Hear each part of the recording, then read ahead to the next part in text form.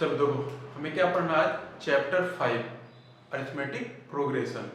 तो इसमें 3 एक्सरसाइज है, 5.1, 5.2 और 5.3। एक एक्सरसाइज और मिलेगा तुम्हें, ऑप्शनल एक्सरसाइज, पर हमें स्टार्टिंग के 3 एक्सरसाइज करेंगे। तो फर्स्ट एक्सरसाइज में क्या दिया है, हम वहां से शुरू करेंगे। तो उसको शुरू करने से पहले हमें ये देखना है कि एपी क्या होता है।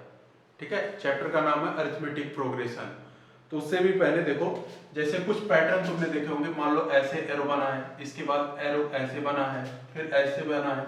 अगर तुमसे कोई पूछेगा कि नेक्स्ट वाला क्या आएगा, तो बिल्कुल क्लियर है कि इसके बाद हम क्या कर देंगे, ऐसे बना देंगे। ऐसे कुछ नंबर्स में भी पैटर्न चलते हैं, जैसे मैंने लिखा 2, 4, 6, तो तुम्हें पता है इसके बाद वाला क्या आएगा, 8 आएगा। ठीक है ना, अब ये 8 आ गया। इसी तरह से मान लो 1 है, 3, 5, 7, तो हमें पता है फिर इसके बाद क्या आ जाएगा, 9 आएगा। तो ऐसे कोई भी पैटर्न चल सकता है। जैसे ले लिया हमने 0, 5, 9। अब देखो इसमें क्या हो रहा है, 4 4 ऐड हो रहा है। ठीक है ना, तो 4 ऐड होने के बाद फिर नेक्स्ट वाला टर्म क्या आएगा, 13। मतलब नेक्स्ट वाले पैटर्न के बेसिस पे हम नेक्स्ट वाला टर्म बता पा रहे हैं। तो ये सब हमारे क्या है, एक सीरीज है। जैसे मैं लिखूं 1 का स्क्वायर, फिर 2 का स्क्वायर, 3 का स्क्वायर, 4 का स्क्वायर, तो हमें पता है नेक्स्ट क्या आएगा, 5 का स्क्वायर आएगा। ठीक है ना। अब देखो कुछ ऐसे सीरीज होते हैं जिनमें नेक्स्ट टर्म के बाद जो पहला वाला टर्म है उनका डिफरेंस, जैसे यहाँ पे डिफरेंस कितना आ रहा है, 2, फिर यहाँ पे डिफरेंस क्या आ रहा है, 2, फिर यहाँ पे डिफरेंस क्या आ रहा है, 2। ये जो डिफरेंस आ रहे हैं हर बार सेम आ रहे हैं। ऐसे यहाँ पर देखो डिफरेंस कितना है, 4, इसमें से इसको घटाओ 4, इसमें से इसको घटाओ 4। जब कभी ऐसा होगा कि दो सक्सेसिव टर्म का डिफरेंस सेम आ रहा हो, तब ऐसे पैटर्न या ऐसे सीरीज को हम क्या बोलते हैं, एपी बोलते हैं, अरिथमेटिक प्रोग्रेशन बोलते हैं। और नेक्स्ट वाला टर्म मिलेगा कैसे, इसमें ये जो डिफरेंस आ रहा है इसी को इसमें ऐड कर दो। जैसे 13 में हमने 4 ऐड कर दिया, तो नेक्स्ट वाला टर्म हमें पता हो गया कि क्या मिलेगा, 17 मिलेगा। तो ये हो गए 13 के बाद 17, ऐसे 17 में 4 ऐड करोगे, नेक्स्ट वाला टर्म मिल जाएगा।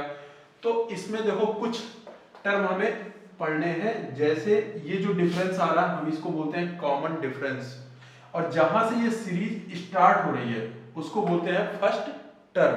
तो यानी हमें क्या क्या मिला, पहले इसमें हमें क्या जानना है, फर्स्ट टर्म क्या होता है, फिर क्या जानना है हमें, कॉमन डिफरेंस क्या होता है। ठीक है, तो कॉमन डिफरेंस क्या है, यही जो सक्सेसिव डिफरेंस आ रहा है दो टर्म के बीच में, ये कॉमन डिफरेंस हो गया। इसको नोट हम करते हैं डी से और इसको डिनोट करते हैं ए से। इतनी बात तो क्लियर हो गई। तो इसमें जो फर्स्ट टाइप का क्वेश्चन तुम्हें मिलेगा, ये चेक करने के लिए कि जो सीरीज गिवन है वो एपी में है या नहीं है। मतलब रेंडमली ऐसे 4-5 नंबर लिखे होंगे, तुम्हें ये चेक करना होगा कि एपी है या नहीं है। तो इसमें देखो जैसे यहाँ पे डिफरेंस निकालेंगे, फिर नेक्स्ट टर्म का डिफरेंस, फिर नेक्स्ट टर्म का डिफरेंस। अगर ये हर बार डिफरेंस सेम आ रहा होगा तो इसका मतलब वो एपी है। फर्स्ट टाइप का क्वेश्चन तो ये होगा। फिर तुम्हें सेकंड टाइप का क्वेश्चन क्या मिलेगा कि कुछ टर्म लिखे होंगे, दिया होगा कि ये एपी है। ठीक है ना, जैसे यहाँ पे मान लो 5 टर्म तुम्हारे लिखे हैं, पूछेगा इसके नेक्स्ट 3 टर्म बताओ। तो हमें क्या करना है, जब ये कॉमन डिफरेंस हमें मिल जाएगा, वो मिलेगा कैसे, दूसरे वाले टर्म में से पहला घटा लो या तीसरे वाले में से दूसरा घटा लो। मतलब इस डी के लिए हम क्या लिख सकते हैं, a2 माइनस a1, मतलब दूसरे वाले टर्म में से पहले वाले टर्म को घटा लो। या फिर हम लिख सकते हैं a3 माइनस a2, कहीं से भी निकालोगे, अगर वो AP होगा तो सेम ही आएगा। तो ये कॉमन डिफरेंस निकल जाएगा। जब कॉमन डिफरेंस निकल जाएगा तो इसमें ऐड कर दो। ठीक है, जैसे यहाँ पे 4 आया तो 17 के बाद 21, 21 के बाद 25, 25 के बाद 29। तो इस तरह से नेक्स्ट 3 टर्म निकाल सकते हो। ठीक है, लेकिन अब ये तो मान लो नेक्स्ट 3 टर्म आ गया, इसी में से पूछेगा कि ये बताओ 10वां नंबर पे कौन सा टर्म आएगा, 10th टर्म इसका क्या होगा। अब स्टार्टिंग के 3 ही लिखा है, हमसे 10वां पूछ रहा है, तो अगर हम बीच वाले टर्म निकालते हैं तो हमारी बेवकूफी हुई। अगर स्टार्टिंग के 3 टर्म दिया, जैसे एक सीरीज में ले लेता हूं, इसमें दूसरा एक क्वेश्चन स्टार्ट करते हैं समझने के लिए। जैसे अगर मान लो ये टर्म दिया था 1, 1 के बाद दे दिया 7, 7 के बाद मान लो इसमें देखो 6 का डिफरेंस आ रहा है ना, 13, ऐसे 3 नंबर दे दिया। अब इसमें पूछ रहा है तुमसे 8th वाला बताओ, 8th पे क्या आएगा। तो उसके लिए फार्मूला बनाया हमने। ठीक है, वो किस लिए, nth टर्म निकालने के लिए। तो nth टर्म के लिए हमारे पास फार्मूला क्या आया, an इक्वल टू वो देखो यहाँ से वो बना हमारे पास a n equal to a plus n minus one into d. इस पे अगर तुम निकालोगे तो nth टर्म हमारा निकल जाएगा।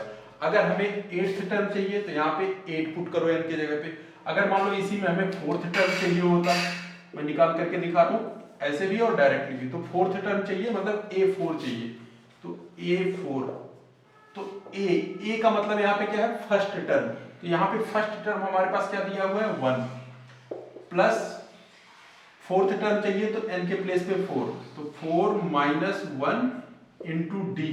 कॉमन डिफरेंस यहाँ पे कितना आया है देखो 6 आया हुआ है, तो ये 6 पुट करो, देखो क्या है 1 प्लस 3 इंटू 6, तो 1 प्लस 18 दैट इज 19, तो ये 19 आएगा 4th टर्म। वैसे भी तुम देखो 13 में 6 ऐड करो क्या आएगा 19 आएगा। तो इस तरह से हम 4th term 8th term 10th term जो भी पूछेगा हम उसको निकाल सकते हैं ये nth वाले से an, ठीक है। तो ये सारी चीजें जितनी भी हमने पढ़ी ये फर्स्ट एक्सरसाइज में तुम्हारी यूज होगी।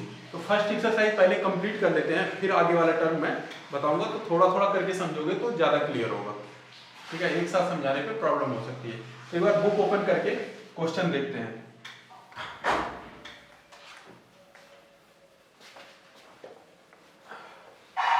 पहला क्वेश्चन देखो, फर्स्ट क्वेश्चन क्या दिया हुआ है एक्सरसाइज 5.1 में, in which of the following situation does the least of the number involve make an arithmetic progression. पूछ रहा है कि कब अरिथमेटिक प्रोग्रेशन बनेगा और कब नहीं बनेगा। जैसे फर्स्ट क्वेश्चन में दे रखा है taxi fare after each kilometre when the fair is 15 for the first kilometre.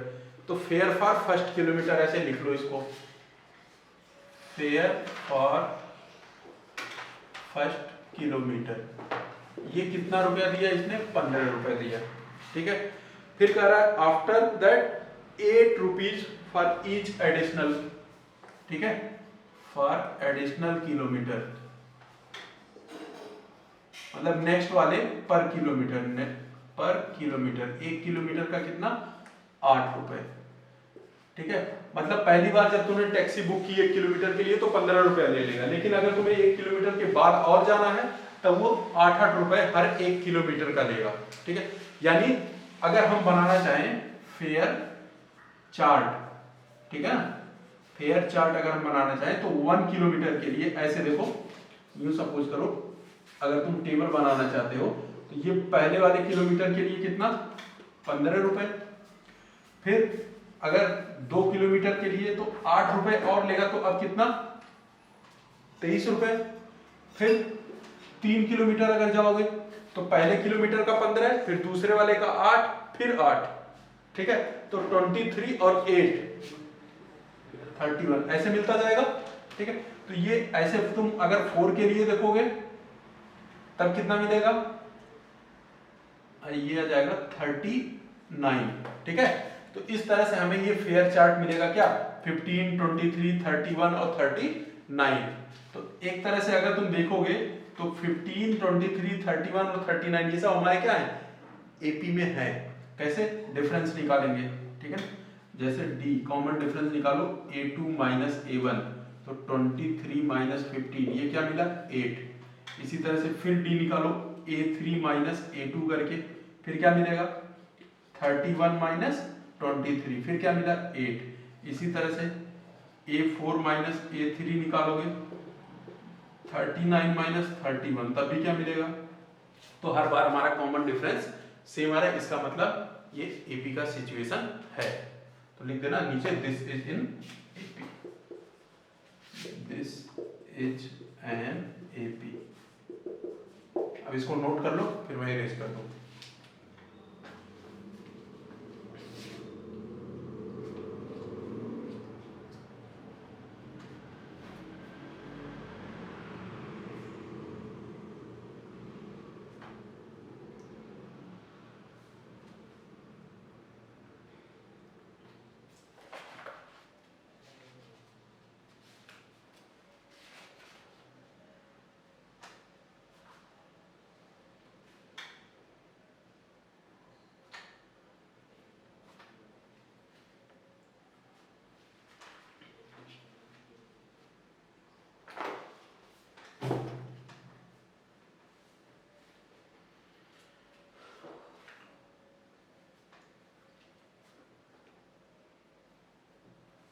हो गया।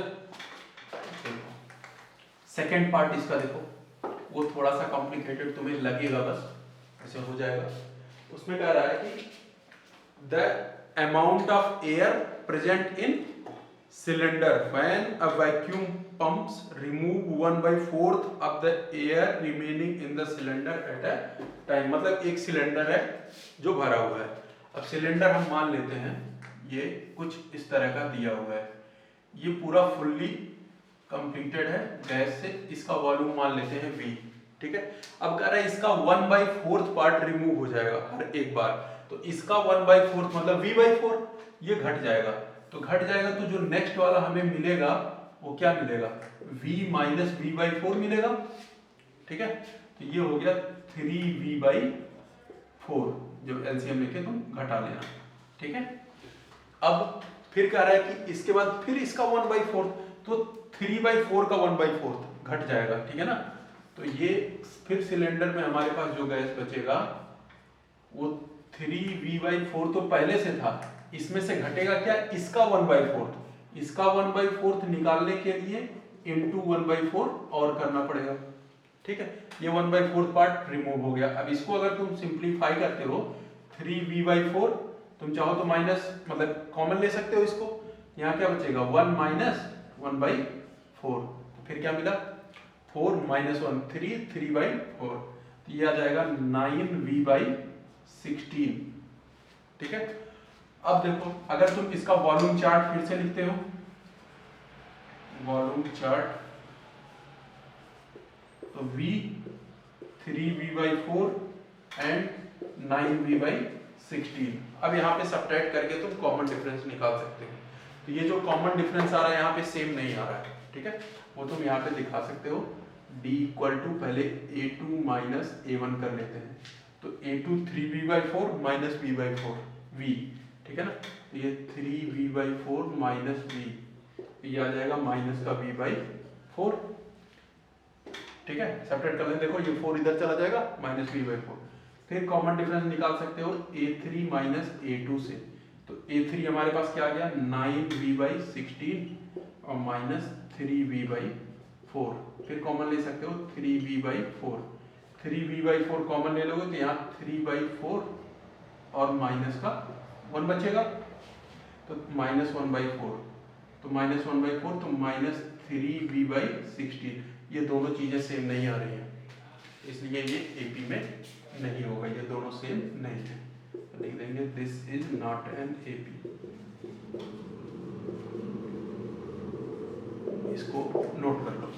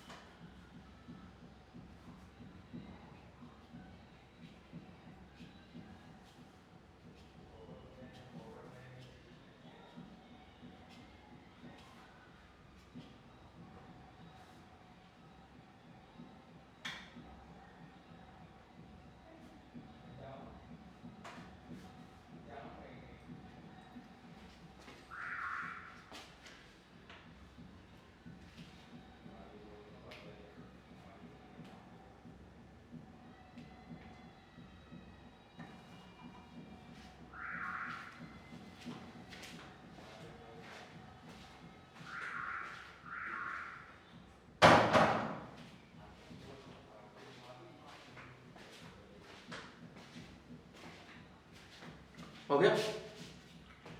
नेक्स्ट देखो थर्ड पार्ट पढ़ लो एक बार। उसमें क्या कर रहा है, गड्ढा खोदा जा रहा है। तो गड्ढा खोदने का जो पहला मीटर गड्ढा खोदेंगे 1 मीटर तक, उसकी जो कॉस्ट है वो 150 है। ठीक है, अब लिखने का तरीका सीख गए हो कैसे लिखना है, मैं समझा देता हूँ। When it cost 150 for the first meter and reduced by 50 for subsequent meter, ठीक है ना। तो कॉस्ट चार्ट ऑफ डिगिंग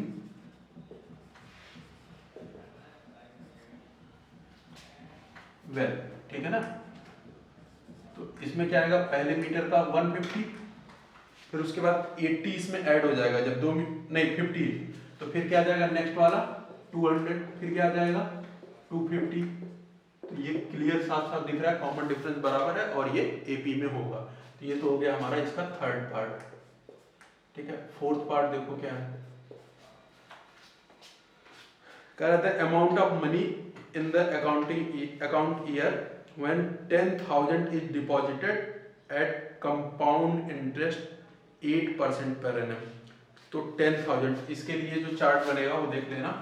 पहले अमाउंट तुमने जमा किया 10,000, इस पे 8% इंटरेस्ट निकालोगे 800 आएगा। ठीक है, तो फिर नेक्स्ट वाला मिलेगा 10,800। ये तुम निकाल लेना फार्मूले से। कौन से फार्मूले से, A equal to P1 plus R by 100 to the power n करके।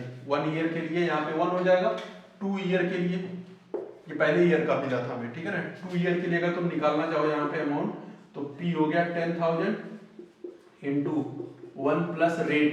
रेट इसमें देखो कितना दे रखा है 8% पर एनम अपान में 100 इंटू यहाँ पावर 2 आ जाएगा।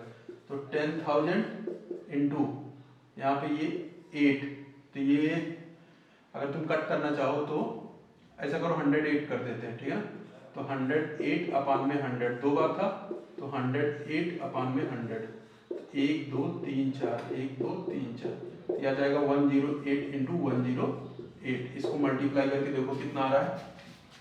ठीक है, और यहाँ पे नोट करो ये थर्ड वाला टर्म बनेगा 10,864 आना चाहिए। देखो कितना आ रहा है 1664।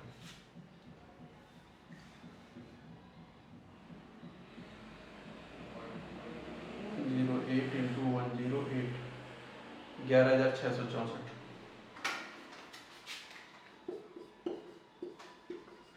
ये मिल गया तुम्हें 11,664। क्लियर दिख रहा है, यहाँ पे डिफरेंस सेम नहीं है, डिफरेंस सेम नहीं है तो एपी नहीं है। ठीक है, ये लिख लेना not an AP, this is AP. ये एपी है और ये एपी नहीं है। तो ये था फर्स्ट क्वेश्चन के चारों पार्ट, नोट कर लो, कंप्लीट लिख लेना सही तरीके से।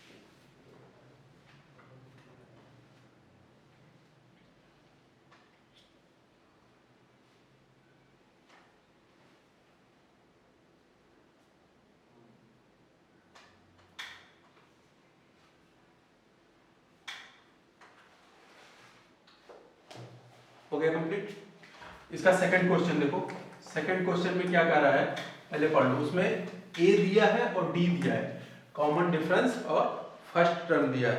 Right the first 4 term, starting के 4 टर्म लिखने हैं। तो जैसे इसका फर्स्ट पार्ट दिया है सेकंड वाले क्वेश्चन का कि ए यानी फर्स्ट टर्म कितना दिया है 10 एंड डी कॉमन डिफरेंस भी कितना दिया है 10। तो बस ये तो तुम्हें पता ही है फर्स्ट 4 टर्म कैसे लिखे जाएंगे। फर्स्ट 4 टर्म फार्मूले से लिखो या फिर डायरेक्टली लिख सकते हो। तो बताया था नेक्स्ट वाला टर्म कैसे मिलेगा, कॉमन डिफरेंस ऐड करके। तो 10 में 10 ऐड करोगे 20, 20 में 10 ऐड करोगे 30, 30 में 10 ऐड करोगे 40, ऐसे डायरेक्टली लिख सकते हो। सब एक एक नंबर वाले क्वेश्चन है। सेकंड पार्ट इसका a इक्वल टू दिया है -2 एंड d इक्वल टू दिया हुआ है 0। तो फर्स्ट 4 टर्म लिखते जाओ।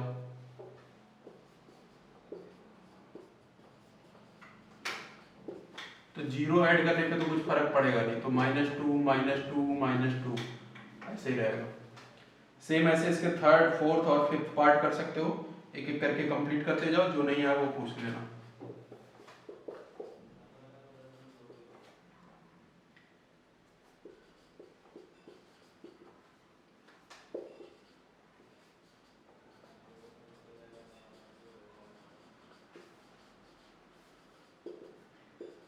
और 1, फिर इसमें -3 ऐड करोगे तो -2, फिर -5, ऐसे मिलता जाएगा।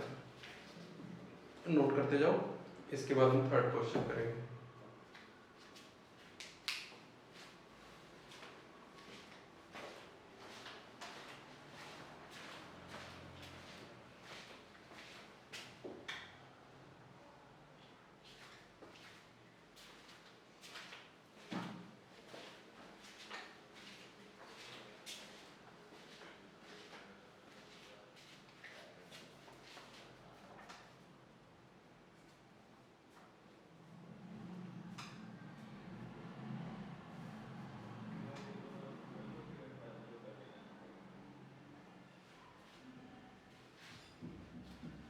हो जाएगा।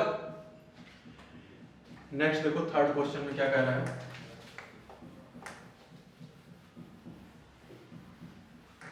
थर्ड क्वेश्चन में कह रहा है फॉर द फॉलोइंग एपी में दिया हुआ है right the first term and common difference. First term मतलब जो पहले लिखा है वही फर्स्ट टर्म हो गया। कॉमन डिफरेंस पूछ रहा है तो डिफरेंस निकाल लेना, ठीक है ना। जैसे पहला क्वेश्चन थर्ड का फर्स्ट दिया हुआ है 31, -1, -3। ये मिस्टेक है, 31 नहीं है वो, ये होना चाहिए तुम्हारा, कुछ गलत है इसमें, 3,1 होना चाहिए ये, फिर -1 होना चाहिए, ठीक है ना, ऐसे दिया हुआ। ठीक, अब यहाँ पे फर्स्ट टर्म a = 3 ऐसे लिख देना, फर्स्ट टर्म, ठीक है। कॉमन डिफरेंस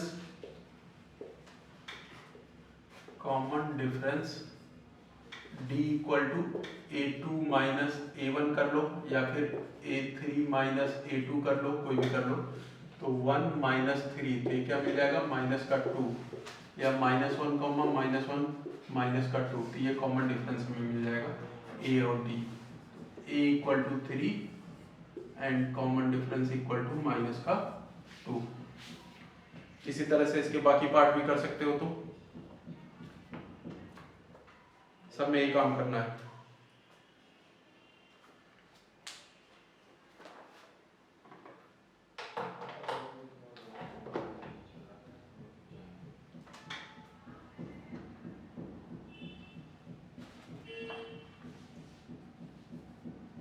हो जाएगा। और कोई पार्ट बता दो एक।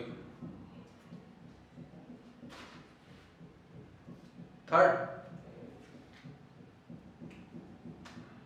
इसमें 4 ही पार्ट है थर्ड वाले में। सेकंड क्वेश्चन, ठीक, इसको इरेज कर देता हूं मैं पहले, फिर देखता हूं।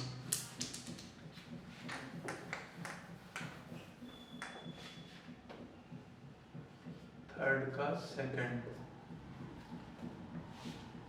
-5, -1, 3 एंड 7। तो ए फर्स्ट टर्म हमारे पास -5, कॉमन डिफरेंस डी -1 और -5, -1 और प्लस का 5, तो ये आ जाएगा हमारे पास 4, ठीक है। दूसरा तरीका इसमें a3 - a2, इससे भी निकाल सकते थे, तो 3 - -1, तो ये भी कितना आ जाएगा, 4। तो ये हमारे पास आंसर आ जाएगा इसका। फर्स्ट टर्म हो गया -5 और कॉमन डिफरेंस हो गया 4। इस तरह से इसके बाद वाले टर्म भी कर सकते हैं। अब इसके बाद बचेगा क्वेश्चन नंबर 4।